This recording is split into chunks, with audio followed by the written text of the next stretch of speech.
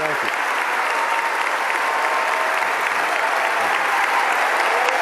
Thank you.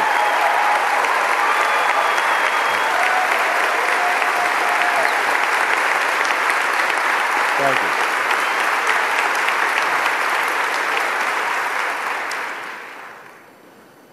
you. The Bible tells us, weeping may endure for a night, but joy cometh in the morning. 10 years ago, America confronted one of our darkest nights. Mighty towers crumbled, black smoke billowed up from the Pentagon, airplane wreckage smoldered on a Pennsylvania field. Friends and neighbors, sisters and brothers, mothers and fathers, sons and daughters, they were taken from us with a heartbreaking swiftness and cruelty.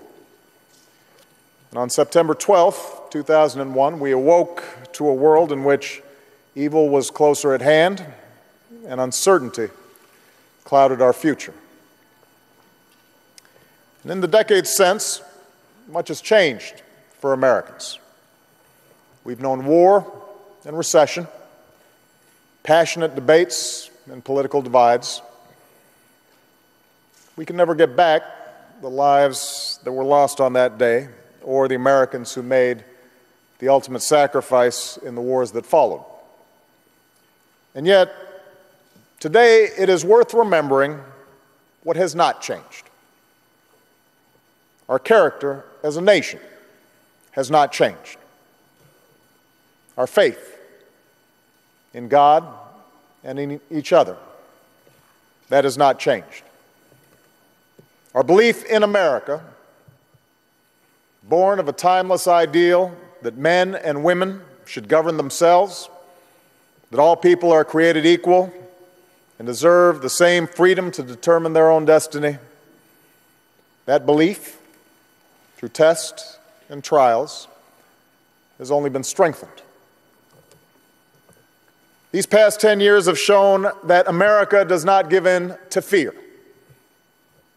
The rescue workers who rushed to the scene, the firefighters who charged up the stairs, the passengers who stormed the cockpit, these patriots define the very nature of courage. Over the years, we've also seen a more quiet form of heroism. In the ladder company that lost so many men and still suits up and saves lives every day, the businesses that have been rebuilt from nothing, the burn victim who's bounced back, the families who press on. Now, last spring, I received a letter from a woman named Suzanne Swain. She had lost her husband and brother in the Twin Towers and said that she had been robbed of so many would-be proud moments where a father watches their child graduate or tend a goal in a lacrosse game or succeed academically. But her daughters are in college, the other doing well in high school.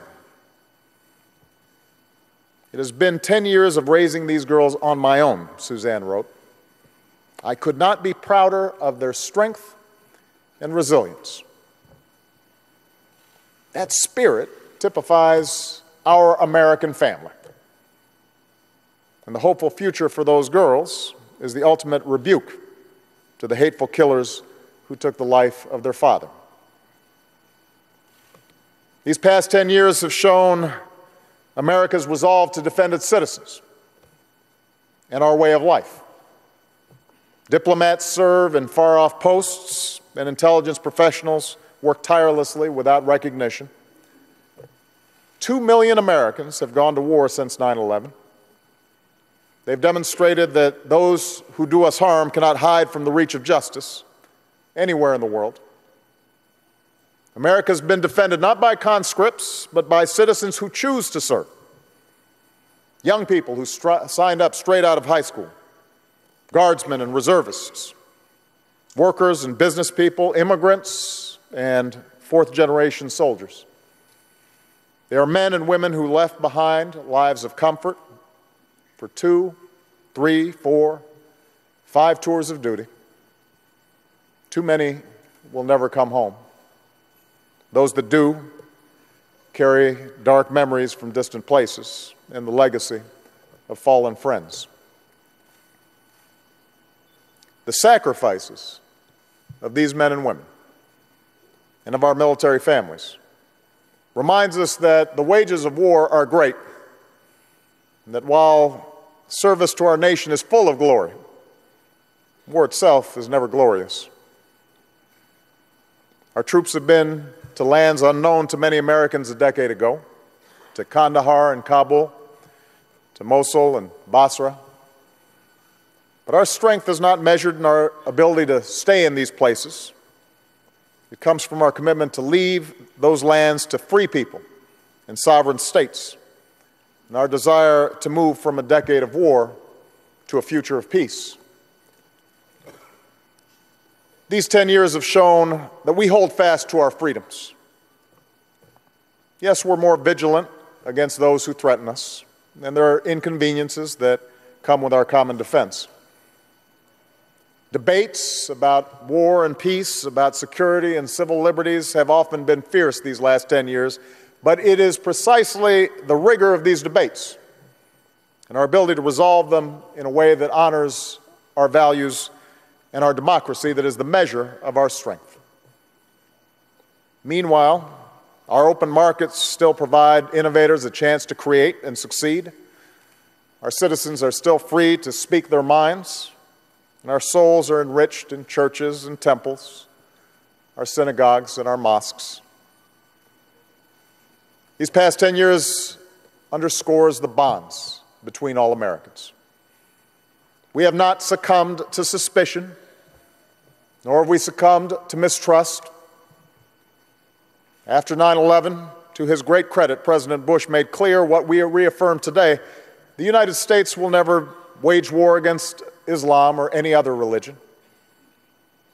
Immigrants come here from all parts of the globe, and in the biggest cities and the smallest towns, in schools and workplaces, you still see people of every conceivable race and religion and ethnicity, all of them pledging allegiance to the flag, all of them reaching for the same American dream. E pluribus unum. Out of many, we are one. These past 10 years tell a story of our resilience.